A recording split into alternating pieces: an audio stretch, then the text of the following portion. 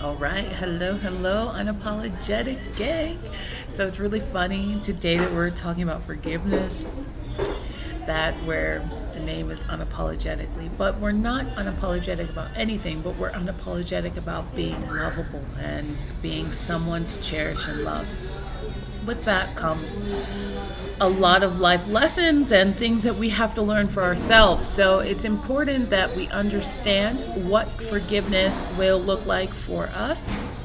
So the first thing is, admitting that someone took a piece of you is hard enough, right? That's already hard enough. But what's even harder is accepting that and letting it go. Like the feeling of thoughts of resentment, bitterness, anger, the need for vengeance and retribution. This is, what we call letting go in the definition of the forgiving in the Bible. So if you had a bad relationship with your family and your mother used to beat you for no good reason, just for the fact that someday she didn't like your face, or your father sexually abused you, or even your mother sexually abused you. These are situations and scenarios where, forgiveness is a giant umbrella, right? Maybe your sisters always made you feel like she was in a sorority house where all they did was cut each other down. She would just always look at you and you had a little extra pieces of like loving flesh. And she was always looking at that to try to cut it out of you. Or your ex-boyfriend cheated on you the day you had a major promotion at work, right? And they're giving you a giant award and he wasn't there for your business. And he didn't bother to show up until you came home and caught him in the act. Now, I just want to say, if this is a bit of a trigger, triggers come up because you need to let them go. They no longer serve you at this place. So it's important that you understand that forgiveness in every scenario looks so very different. Like every situation is different. So you can be polite to people and offer them no real emotional exchange and just smile and be polite if you can stomach that. If you can. Now, everybody's different. I don't like fakes, so I've tried that. And I don't like fakes, so for some it could be a little too late, right? It may feel a little too close to fake for some people and a little too corny if you're not able to have a deep conversation and really address things, especially if it feels like there's an elephant in the room. So you may pray for your family and those that bless you and bless those that curse you, and invite them, and not invite them to an intimate event like your personal family, something that you're having as your personal, things that only your personal family would have. So just remember that just because people are related to you does not make them family, and it doesn't necessarily mean that you owe them anything. Like, let me repeat that again. Just because people are related to you does not mean that you owe them anything, especially in things that you're building or renewing. Now, I know culturally speaking, I can just hear the voices, but you don't know my family. In Asian families, it's different. I understand. I'm from Nigeria. That's not how you, and African Americans don't treat their family like that either. You take care of your fams, you know what I mean? And you just kind of bury that. But there also comes a point where if it begins harming you every time you do something, that's cutting into what the thing that God has for you. You can't serve two masters. So it's not like self-indulgence as well. I can also hear people say, well, you're just indulging in the fact that you were hurt. These are legitimate pains. No matter how much you pray some things away, they just don't go away. You can wish people well and leave it just at that. So just remember again that I love you very much, but and I wish you the best, but please just stay far away from my wife or husband, and I don't want you anywhere near my children. If this is a situation of sexual abuse, that may be the case. I mean, every situation for every person and every scenario ends up looking very different. So this is the next thing I want to recommend is the least you can do is just the best thing that you can do for them is just let them miss you, okay? I mean, it's just create distance, and this can be, literally physically, as I shared in my story when I just packed up and went to Mexico, or it could be just a mental distance, like where you're not providing as much information to these people. It's just, oh, no, we're good, yeah, and not offering that much, where people are going to begin to say, well, what did I do? Oh, nothing, things are great. You don't tell them anything. Some situations that may work, I have a tendency not to want to hold on to those if that's the situation, right? So this is of the utmost importance. The next thing is, let's say, for your mother, in the situation where I shared previously, right? In that instant, you can still buy her gifts, you can still, you can wish her the best and love from afar, but only you know if you can forgive the relationship, if you've done it in the past and several years in the past, and then that's one thing. If you just keep trying to forgive and forgive and forgive and forgive and it hasn't actually worked, and let's talk about what that would look like, right? Forgiveness of something is not just okay, yeah, I forgive you, it's okay. It can be extreme acknowledgement. That really hurt me. It could be saying that to the other person and knowing they may not necessarily respond the way that you want them to. That's another form. Also, it's important to note, so if you're forging a relationship, what I mean by forging is, some people have, where the parent took care of the child took care of the parent, and they're like forcing the relationship to happen because they're like, well, I really want this relationship no matter what it costs. This is really important for some people, right? So you can still give gifts and stuff like that, but you don't have to necessarily open yourself to other personal things. I love you so much. You're so great. Thanks for giving birth to me. And you're amazing. And that's it. You can't really talk to anybody about the actual open gaping wounds that you have from this person. Or you were able to just stuff and bury it or work on it elsewhere, right? It doesn't mean that this person has really done the deeds to help address some of the issues that have come up regarding the pain that's happened to you all of those years. So, yeah, this is a bit heavy, right? Because everybody wants to believe in, everyone wants to believe in having this relationship that they've always dreamed about or that their friends have. And when your reality looks different from what you genuinely want in your heart, it's somewhat of a painful experience. And I talk about that in a few of my own personal videos because these are things that I have been through. So let's say you don't necessarily, it can be hard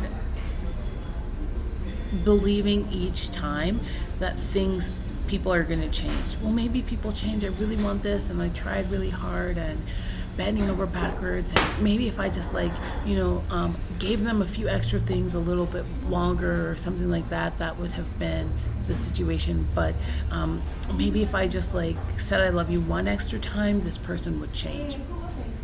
It's hard to come back home to when you're triggered and not get out of bed for a year. I mean, that is genuinely hard. So after a small interaction with unworthy people, Renegade, why are you calling my family unworthy? This isn't necessarily your family, but this is an area where you hold bitterness, pain, anger. Someone that is unworthy of that emotion doesn't deserve much of your time if each interaction ends up with you hurting yourself. You have to forgive first yourself. So let's talk about the case of the father who is, sexually abusive, or the mother, right? You can take care of him until the day he dies or she dies. And, just disregard how hurt you are. Or maybe you had genuinely healed that and just said, you know what? This person is genuinely sick. There's nothing I can do about the sickness that this person is. Like, this person is just sick in the head. They had their own issues. And, if I just keep holding on to the fact that, like, I was a victim of that, then it's going to end up causing me more pain. So let me just say, you know what? That's just where they were at, and love them where they're at. You can choose whatever you choose to do that it is that you need to heal yourself. You are the most important person, right? I want to emphasize here that this is not sitting in a place of brokenness. Okay, it's not like I'm broken or I'm just resisting or sitting in a place of recovery. This is really sitting in a place of triumph, right? Remember that things often are cyclical. You're not always like, oh, they're amazing, I love them. There's going to be times where they still do things in their imperfectness, where it comes back down to, now I'm healing, now I'm broken, now I'm in recovery, now I just need to envelope myself like a cocoon and just be okay in my own space.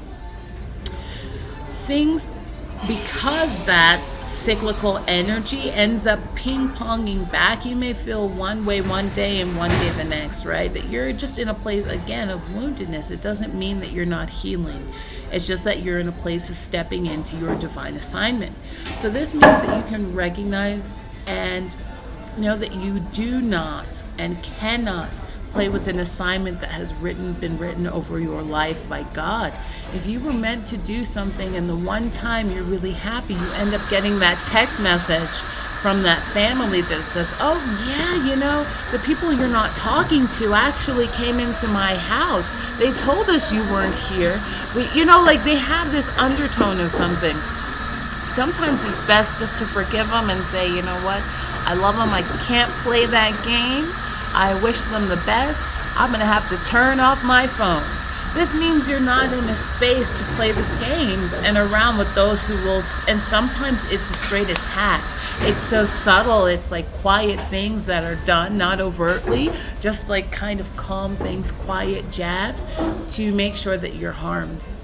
Sometimes we don't have time for that, right? So it may mean that the enemy, right? This is what happens. People who will stop at nothing to kill your dreams, steal your happiness, or destroy the image that you understand that God has for you. What I mean by this is the enemy is come to kill, steal, and destroy. So you can love your enemy, and even if they come from your home, you may forgive them, but you must never, you can never forget the perpetual assault that they had on you and your mission's light. So let's say you were just happy and you were doing your own thing, you were healing yourself, and you're like, well, why are they, the only thing I can think of is my own personal situation where I'll talk about that a little later. Okay, so forgiveness looks like this. They know not what they do. Forgiveness looks like praying for those that hurt you because they made you into the confident person that you are today. Forgiveness looks like embracing all of the nights that you were crying into your pillow. The mornings you didn't want to get out of bed, and the nights you felt like this was never going to be it for you. Forgiveness looks like embracing what you went through, even darker times, because those gems, they shaped you. And you know that you owe them nothing. That's forgiveness. Like, you taught me so much pain and that shaped me, and I love and bless you. I don't owe you a thing. I'm good. How are you? Forgiveness looks like many things, okay? Forgiveness is shining when they want you to be unhappy and stuck. Forgiveness looks like many things. So just remember this, okay? Now let's get into the personal part. I just like to kind of share this toward the end, because I know that when I share so much in the beginning, it just feels like a bit just a lot, so that I may almost be taking from others. So Okay, so here's my story, right? I love my family very much, but some have harmed me to the point deeply where it got to the point where I was saying, look, when I was pointing out what the devil had done, they had more said it was you, what you did to your family. You don't love them. You're a bad person. You hurt people. And it got to the point like when I would share, hey, look, like some of these things were not okay. Well, get over it. So it had gotten to the point where it was just so bad, right? It just was just like hurt me. But I want to do, I definitely, and it felt like they wanted to make sure things didn't go well. They genuinely were not seeing me as a human being, but a product of someone who just had to accept how perfect that my parents were. They did this for you, they did that. Right, but we're talking about a bad situation here. We're talking about, sexual violence. Well, get over it. Yes, have you gotten over yours? It's like it becomes to a point where it's like hurtful, right? So I genuinely love the men in my life who have raped me. I love even my adopted, the person who my parents adopted who did too. But I ultimately, this is one of the most important, right, is the forgiveness. I love them so much that I want them so far from me. I want them not near my children or my new life. I have been through forgiveness, and it does hurt me to keep thinking about my past and how dysfunctional these people are and how they get away with it in society by putting on a fake face. Hey, it's good. How are you, right? This is annoying to me.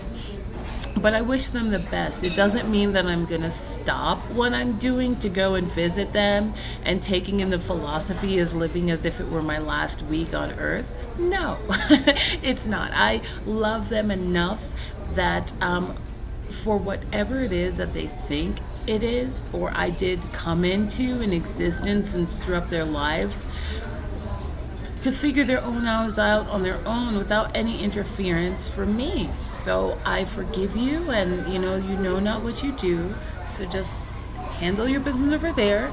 I love you like Christ loved the church so much. Take care of yourselves, but stay the heck away from me because I don't want anything to do with you or the mission or anything that I have going on. Whatever it is that you think you did or I did to come into their lives, I'm not gonna say, well, it's my last week on earth. I'm not interested in that kind of game. So I'm gonna free them for what they did and just like not disrupt their existence. I'm going to continue living my life and my fire. And this, like, mind you, for some of you who have been, and this happens to 3 out of 4 women and 1 out of 3 men. So this touches so many of us. This is years of work. I mean, I was even getting this from the beginning. That I remember even right after this happened, I remember sitting in my car crying and listening to a sermon in the middle of Kansas. I drove myself into one of the agricultural fields, like a farm field, and I just remember crying and saying, like, I have to forgive these people in order to move on. And it had recently happened between 3 months. It was like a 3-month experience. It was the first time I had really been hurt like that. As an adult, like, oh my gosh, like I genuinely had no one to talk to. I was in such a horrible situation. It was toxic with my dad. Go here or else. I was threatened to go to Ghana or else I had to pay money which I didn't have in 2008. All of the school loans he said you need to take out. And I'm like, well, why would I do that? You told me you would pay for my college. Like, it was really confusing. So go here or I have to pay for it myself and it's due in 3 weeks. Like, I don't like you. Like, we don't have a good relationship.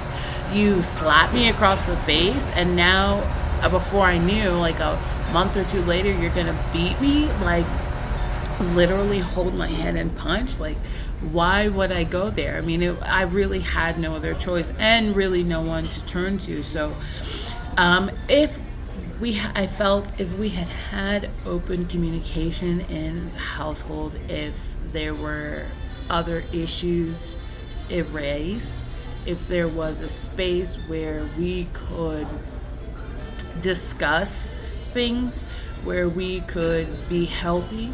But that starts from a marriage. You can't just like hate the person that you ended up getting pregnant and then saying, okay, let's get married, and then say, okay, I'll have a healthy relationship with my children. It doesn't really work like that. It has to be something that is foundational. So this is eradicating family curses by actually going through communication. So anyway, let's go back. I love and forgive myself for the healing that I had been missing, doing something how I was supposed to take care of them for when I was a child, right? And forgiveness is different for everyone, but I'm not interested in bothering or judging anyone about how they forgive. So if this is your story and you're still in communication with your family, with the people who you're related to, awesome.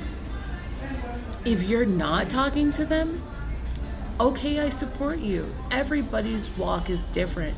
The only issue that comes into like the genuine problem is when people that you know, especially this has happened in my own family, right? So there's something called flying monkeys. And so there are certain people I'm not continuing conversation with because it was just so bad. Like, I talk about the naming ceremony of my youngest niece. Well, she's like a cousin, but because there's so many years between us, she's kind of like a niece.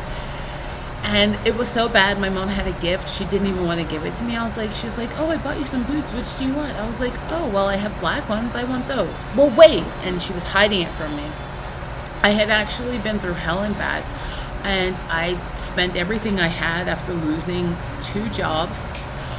And I wanted to come and see my middle sister, my junior sister, graduate.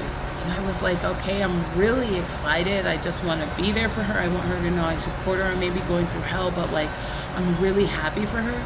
And she doesn't like me.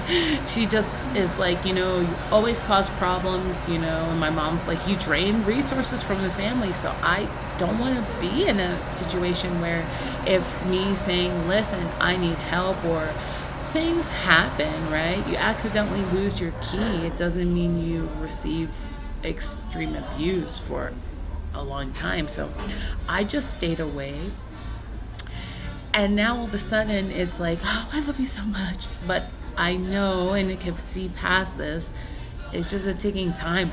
It's just things waiting to erupt again. And some of the things I've shared before, if you would say that to your own daughter, we don't really have space to have a relationship. Can you imagine if this was just a friend? It doesn't make a difference if it's your friend, your spouse, or somebody excuse me. It doesn't make sense if it's your friend or family member, or if it's, if it's somebody who, it doesn't matter who it is. If there's a line, there's a line, there's a line. So sometimes it's one time and you're like, there's a line, don't cross it again. It's again, there's a line, don't cross it again. But you can't, there has to be a time where you enforce those boundaries and you exercise forgiveness of self and inner child. And I recommend doing this. I forgive you, I love you, and I want you to know that I'm going to protect you. Like, you are definitely worthy. You are the most beautiful creation that God has ever created. And no one is going to take that from you. You were made in God's image. You are here to do nothing but sow seeds of holiness, seeds of love, seeds of faithfulness, seeds of forgiveness. And forgiveness starts from within. You're one of the strongest people I know. Say some of these things to yourself in the mirror so you can be prepared, so you can really know how to forgive. Forgiveness is for yourself, not for others. So I forgive myself enough to say, I know you really tried to avail yourself to your family, and over and over and over again, but I paid for the flight to see my sister, and I literally bankrupt everything I had to pay to see her. I was still in student debt. I just I was a year out of law school, and I was working every single job that I picked up a job working in a farm, selling stuff at the farmer's market just so I could get enough money to see my sister graduate. Now, it was so toxic. I was just coming back after I'd been beat, and I was like, I brought somebody I knew from college because I don't feel safe with you guys. All you need is one room to lock me in, and then things go bad. Maybe someone's on drugs and the other one just got into a fight, and it's a problem, right? So this is forgiveness. And so forgiveness of self looks like this for me. And again, whatever it looks like for you, I support you, and I appreciate that is where you are. Just remember, you have no right to judge other people. This happens in my family. My grandmother would say everything. And I haven't talked to her in so long, and I said, look, like, there's a line. Don't tell people we talk. Because we used to talk all the time, but everybody's going to ask, I'm grandma. Okay, good. And you can just say, no, I haven't, and let them think what they want. But when you start saying, when you give everybody the play-by-play updates, yeah, we just talked. No, we didn't talk this week. No, we still didn't talk. And everybody's looking at you side-eye. People don't understand, and they start taking, it's always the first person who tells you the story that you end up siding with, right? So it's like, oh, we got into this fight. Oh, this person freaked out. Without hearing the whole story or understanding, and sometimes it's hard to just stay silent. But I forgive myself, and I love myself enough to know that calling these people who are judging and side-eyeing, and look, I've even had cousins, I know you're in a hard time, I'll still mail you $50. Well, where was the $50? I don't agree with it. Well, I'm not getting in your life. I mean, I think it's sweet that you do some of the things to your family, but you're not, one, in my shoes, and two, you don't know my family. I don't know yours. Only you know, and if it's for the idea of just unification and the idea of just like abuse for the just wanting to be unified, I'm not for that. I would rather like family can treat, strangers can treat you right better than just holding on to say, well, they're family. Forgive yourself.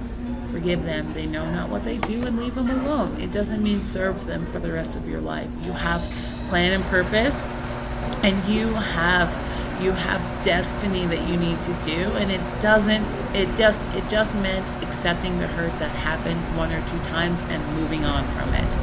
It doesn't mean living in it and supporting these people and making sure you're continuously being abused.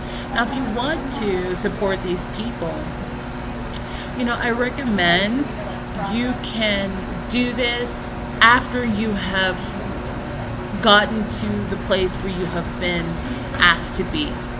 You have gotten to the place where you have the lots of money, where you have the energy and the resources. Maybe you personally don't want to take care of them, and I'm not judging you. You have money to pay for somebody to be a full-time caretaker.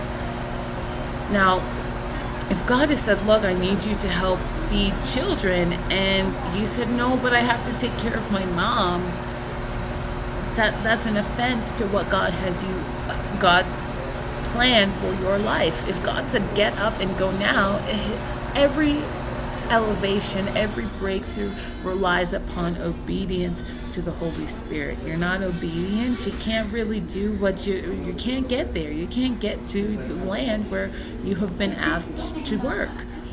You can't get to the people you have been asked to serve. Now, you can serve your family in certain ways, but it doesn't mean you have to just owe them 24 hours of the day and make sure you change their diapers and you're genuinely the caretaker. You have a life and passion to live. So demanding this of family, I know it feels hard, right? In Asian and Chinese culture, Marinike, you don't understand. In African culture, Marinike, you just don't understand. In African American culture, Marinike, you just don't understand. In Latin American, I'm a woman who has lived in the world and of value. But my first commitment is to my father. So a lot of people have left their families, right? If Jesus stayed with his mother the whole time, if he didn't travel to many lands to go heal people, and he just said, well, my duties to my mom, I have to take care of. What would have happened if Buddha had not left his family and said, well, my passion is to my mother? Would we have understood certain philosophies of mentality of, okay, this is understanding human thought, and this is how suffering works, by holding on to certain ideas? If certain people have never left the nest, and they just said, we stay in the nest and we take care of the nest and we bring everything to the nest, they would be depleted. We would not have had such movement in the world in humanity and spirituality and nutrition. If Dr. Sebi had listened to his mom when he said, they got it, and if his mom had just called him and said, look, they're going to kill you, and he had hidden, would we not have had many amazing legendaries who came after that? I really believe, before getting into lots of, all kinds of conspiracy theories and Nipsey Hussle, but these people would not have been dead, right? These people, sometimes accepting your faith means death. John the Baptist, Jesus Christ. A lot of this means not accepting your mandate. It's knowing it's the legend, it's not this. Remember, nothing is permanent. Nothing. Your life is not permanent. This is the cosmic joke. Life is the ultimate cosmic joke. We all die in the end. Emotions aren't forever. You're happy for a few days, but guess what? You go back to sleep, and that's not even forever. So understanding this is there's no reason to fear anything, not even people. But you have stuff to do, and you forgive yourself. And you move on. Okay, I love you guys.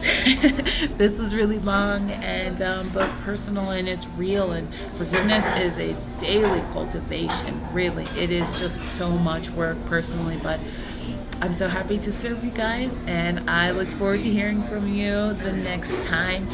Please, please, please, if you're in a process of forgiveness, just say, I am in a process of forgiveness. If you are in that space, I forgive myself. I'll see you guys soon. Take care. Bye.